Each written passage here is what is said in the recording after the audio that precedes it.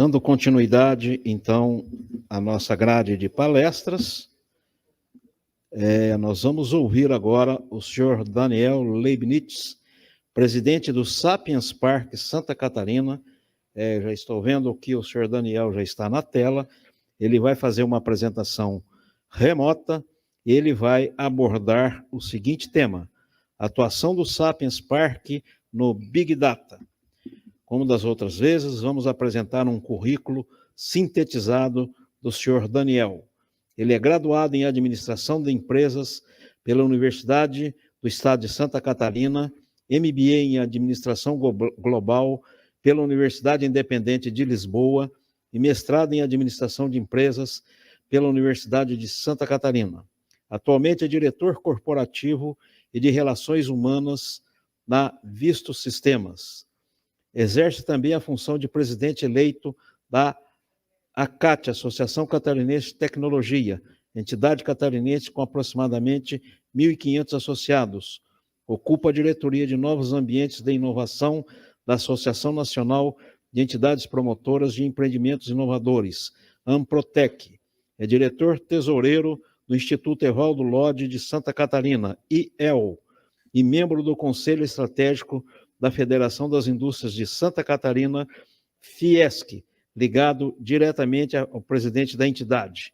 É também conselheiro da Previsc, além disso, conselheiro da FAPESC, Fundação de Apoio, Pesquisa e Ciência e Tecnologia do Estado de Santa Catarina, e membro do Conselho de Administração do SEBRAE Santa Catarina. Possui ampla experiência na área administrativa, com ênfase em estratégia e estruturação de empresas, ênfase financeira e sistema de gestão empresarial, bem como estruturação de ecossistemas. Eu pergunto ao palestrante, o senhor está nos ouvindo bem? Bom dia a todos, estou ouvindo perfeitamente.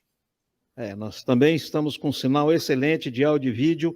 Passamos a palavra ao senhor agora e antecipadamente já agradecemos a importante contribuição e colaboração do senhor para com o nosso evento. A palavra é do senhor. Muito obrigado. Quero agradecer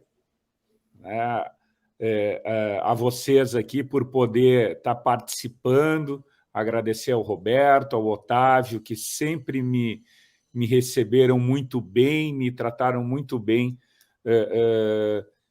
junto à entidade de vocês. Roberto pediu para eu conversar aqui um pouco, e atualizar a todos sobre a questão do Big Data, Big Data, que tanto se ouve falar, tanto se escuta, isso nas nossas leituras, quando abre um site, etc. e tal, falando sobre esse assunto. O que eu diria para vocês aqui, pessoal, que o Big Data é o petróleo do futuro. É o petróleo do futuro. Hoje, para vocês terem uma ideia, pessoal, o mundo ele é feito de dados. O mundo ele é feito de dados. Hoje, se a gente pegar a quantidade de dados que a gente gera a cada dia, que o mundo gera a cada dia, ela é 300 vezes maior do que nós tínhamos em 2010. Então, 10 anos atrás, se a gente fizer esse número é de 2020, é 300 vezes maior em uma década. Então, assim, hoje, esses dados, o que acontece com ele? Toda vez que vocês entram na internet, todas as vezes que qualquer cidadão entra na internet, entra num site, paga uma conta, entra numa rede social,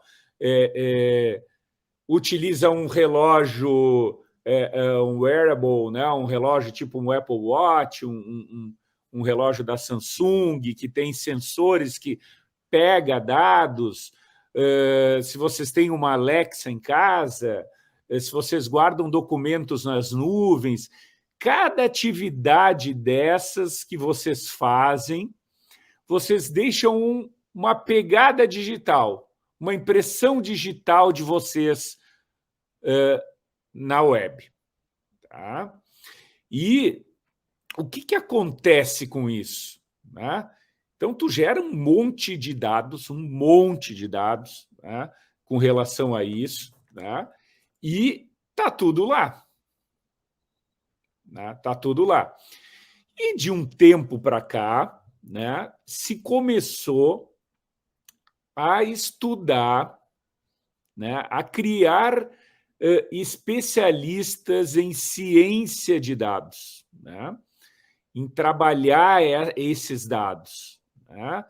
E por que eles geram tanto valor hoje? Né?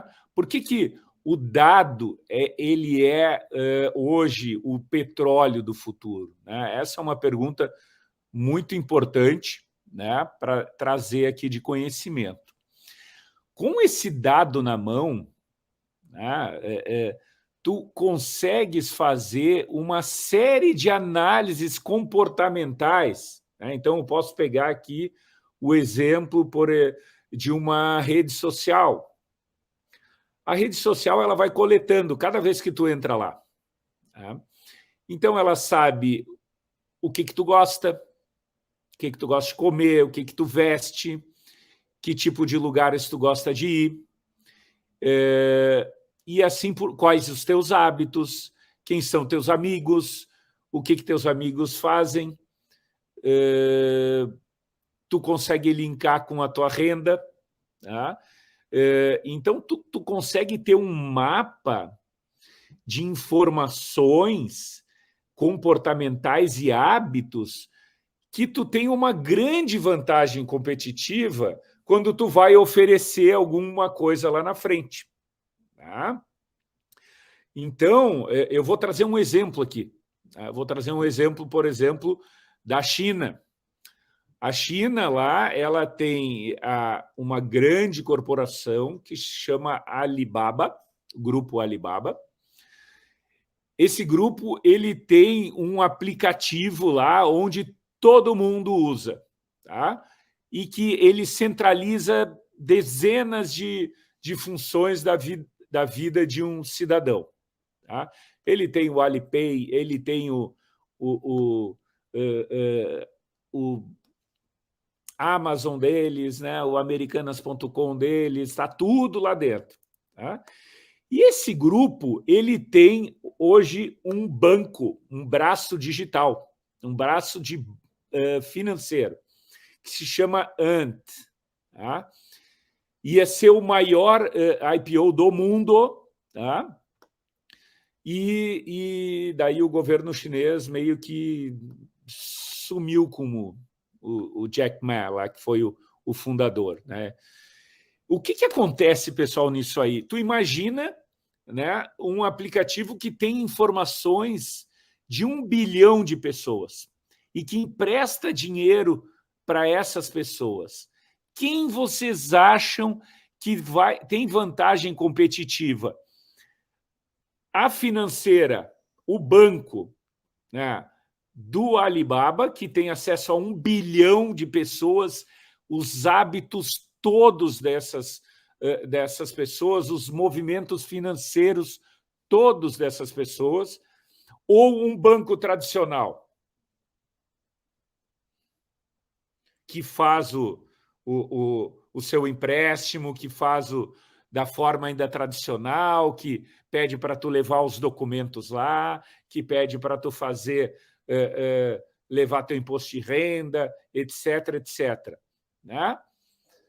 Quem vocês acham que vai ter mais sucesso? Quem vocês acham que vai conseguir de forma mais rápida emprestar e com mais segurança? Quem tem e quem conhece a pessoa. Tá?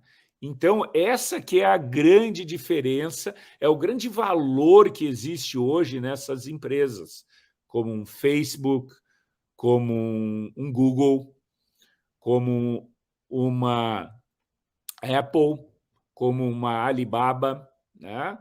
Entre outras. Eles têm uma riqueza muito grande de como a gente se comporta sobre todos os aspectos, financeiramente, das coisas que a gente gosta, o que a gente faz, etc. Tá? Então, óbvio que quem tem essa informação, ela consegue te oferecer aquilo que tu precisa, né? De forma mais fácil, mais rápida, né? E mais barata. Por quê? Porque ele nos conhece, né? Então, pessoal, outra coisa muito importante para trazer aqui, o Big Data ele vem muito associado também a duas palavras, a dois outros conceitos que vocês precisam também conhecer. Tá? Um deles é a inteligência artificial. Tá? O que afinal é a inteligência artificial? Né? Ela foi falada inicialmente, né, lá na década de 50, quando começou a se falar dos primeiros robôs, etc. e tal. Só que, obviamente, com o Big Data, tá, ela ganhou uma nova, né, uma nova cara, ela ganhou uma nova importância no futuro.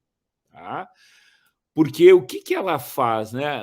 A inteligência artificial, né, ela é a forma como a gente vai trabalhar a inteligência de uma máquina, né? Trabalhar a questão de raciocínio, trabalhar a questão de percepção de ambiente e das habilidades dessa máquina para a tomada de decisão. Tá? Então, hoje há uma corrida gigantesca no mundo, tá?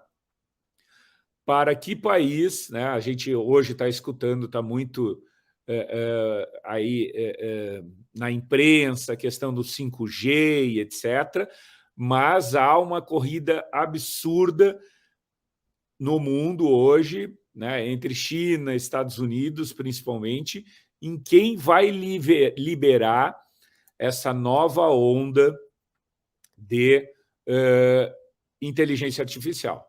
Né? Quem vai ser o bambambam nessa área? Né?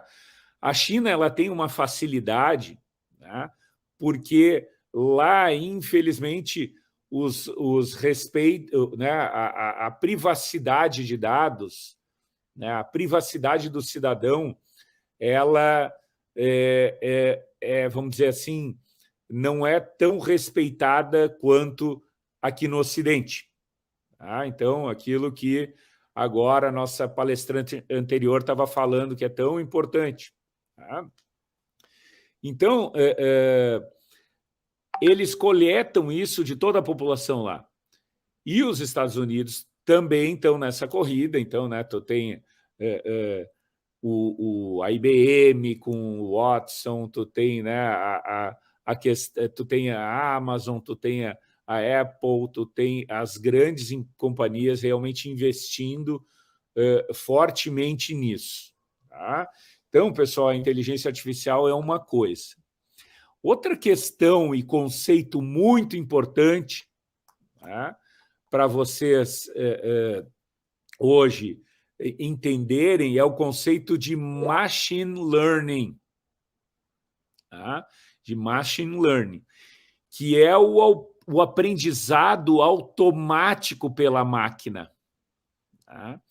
Então, isso também remonta lá à década de 50, quando foi criado um primeiro joguinho de damas, quando o computador jogava com uma pessoa e ele aprendia as jogadas. E essas jogadas ele ia armazenando na sua inteligência e nas jogadas seguintes ele já tinha aquela posição ali para frente, né? Então, pessoal, a gente olhando essa questão do machine learning, né, sim, nós vamos ter mudanças significativas no nosso dia a dia e sim, as máquinas estão aprendendo a aprender sozinhas. Tá?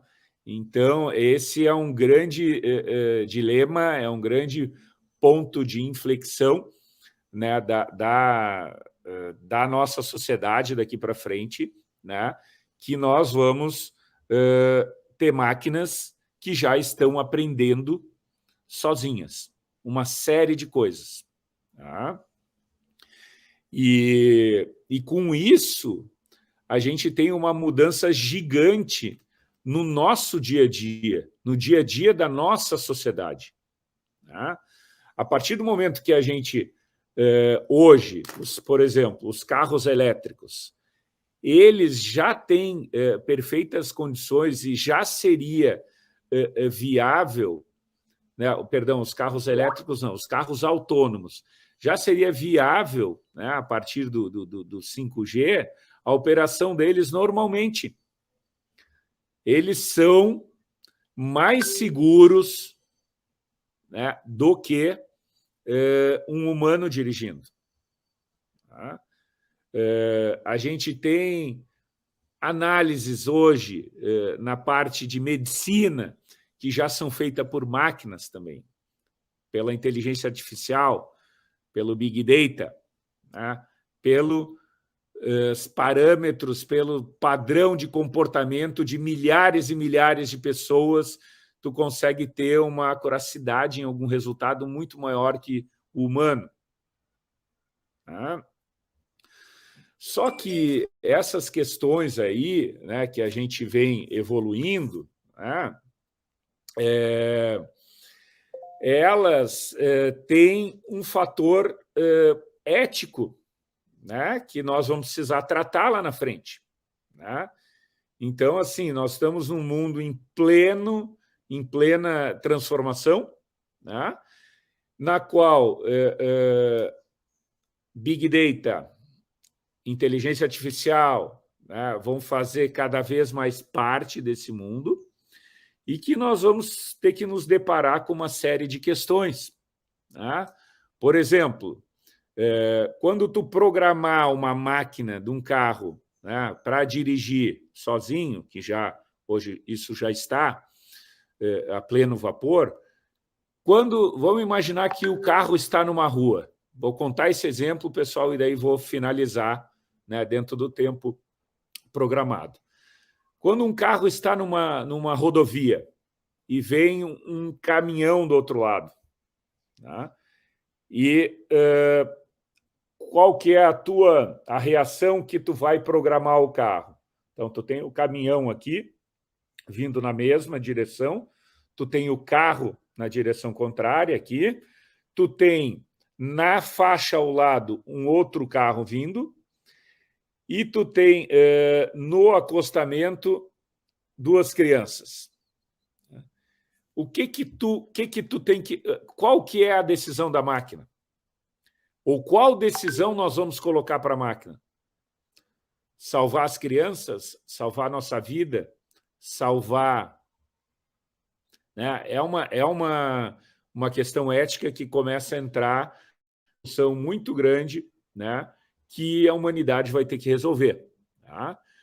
Mas, tá, para acabar de forma positiva aqui nesses breves minutos que eu tinha, né, o Big Data, né, ele veio para ajudar a nossa melhor tomada de decisão, ele veio para trazer mais comodidade para a sociedade, né? Ele veio para trazer mais escalabilidade das coisas, a gente conseguir fazer mais coisas, né, e ter mais automação, mais acuracidade, ter redução de erros, de riscos, né, e custos dos processos operacionais que envolvem o nosso dia a dia. Né?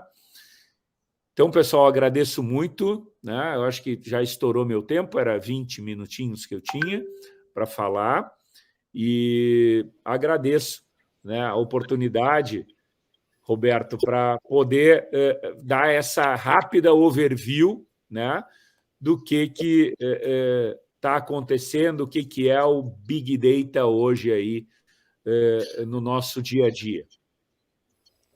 Muito obrigado, Daniel. Foi um prazer muito grande tê-los aqui conosco e está evidenciado a partir dessas conversas que a gente está tendo aí, nós temos que arranjar plataformas de exploração desse petróleo de maneira mais lenta, não assim como nós tivemos que fazer esse projeto numa corrida danada. Eu relatei para ter dificuldade de encontrar todo mundo da TI, mas nós temos que fazer um evento mais esticado, com mais calma para 2022, porque o Big Data chegou, nós chegamos no Big Data e para ficar explorando esse petróleo aí. Muito obrigado, Daniel. Vamos ver umas perguntas aqui, se é possível responder. Por favor. Wagner Cordeiro fala que o erro começa quando órgãos públicos ainda tornam públicos dados sensíveis como CPF, informados em diários oficiais da União, facilmente encontrados nas ferramentas de busca pela internet. Olha só, é um escândalo. Eu acho que o governo brasileiro se comporta como no tempo do Império, mas eu não digo nem com o Império de Dom Pedro II. No Império, quando a família real chegou aqui no Brasil, que o absolutismo era perfeito. Eu tenho um problema lá no Banco do Brasil que eu vou tornar público, porque é a segunda ou terceira vez que acontece. Eles disponibilizam meus dados e cobram contas. Então, eu já distribuí, já peguei dinheiro de volta, mas eu já falei para a gerente que essa vez vai ser diferente. Ou vocês resolvem rapidinho ou encerram a conta, além de ter um processo em cima. Eu vou divulgar nas redes sociais o que aconteceu na íntegra, porque eu acho que eles vão acabar respeitando as pessoas a partir do instante que a gente joga o problema que está acontecendo comigo. Muita gente tem vergonha de relatar, mas eu não tenho vergonha de dizer que eu estou tentando ser desenganado, ou seja, estou escapando de algumas trapaças que me armaram lá em conluio com revistas e não sei o quê, e fico dizendo coisas que eu não autorizei nada. Roberto, então, isso que o Wagner fala, né, é uma questão de descuido, eu acho, né? Não só do ponto de vista dos órgãos públicos, mas como ainda de muita gente não preparada para isso, né? E, obviamente, daí tu fere um direito, né, teu de não divulgar questões pessoais, né? E entra numa seara, né, aí, por exemplo, das próprias redes sociais, a questão de manipulação, a questão de direcionamentos, né, que realmente hoje é um grande desafio que a humanidade tem de se adaptar, né, de tentar, não sei se eu utilizaria essa palavra de regular, né, mas o termo melhor é respeitar a privacidade, respeitar as pessoas, a começar pela privacidade. Se a pessoa não fez nada de errado, merece respeito. Então, não evitar errar para não expor a pessoa a danos que a pessoa não sabe o que pode acontecer. Divulgar um CPF, se a pessoa pega o endereço de CPF num jornal, o cara pode fazer uma firma, pedir um empréstimo, pode pedir, e usando esses dados que o próprio governo fornece. Quer dizer, o governo está sendo cúmplice de uma provável anomalia, né? O que o Otávio comenta aqui agora, né, que está aparecendo na tela, como reverter esse quadro, né? Eu penso que, a partir do momento que as pessoas agora, né, se sensibilizarem, né, com a lei, isso vai se tornar mais fácil, porque a própria sociedade é que vai regular e forçar as empresas perante a isso, né? Tem um caso, né, muito interessante que eu recentemente conversei, né, com uma pessoa agora no Web Summit lá em Portugal, que é o seguinte, né, tu imagina hoje as ferramentas, né, o Facebook, eles conseguem predizer a tua necessidade, tá? Inclusive das coisas que tu não fez. Tá? E vai chegar um ponto que tu vai poder autorizar para ele pensar por ti. Olha que loucura. Tá?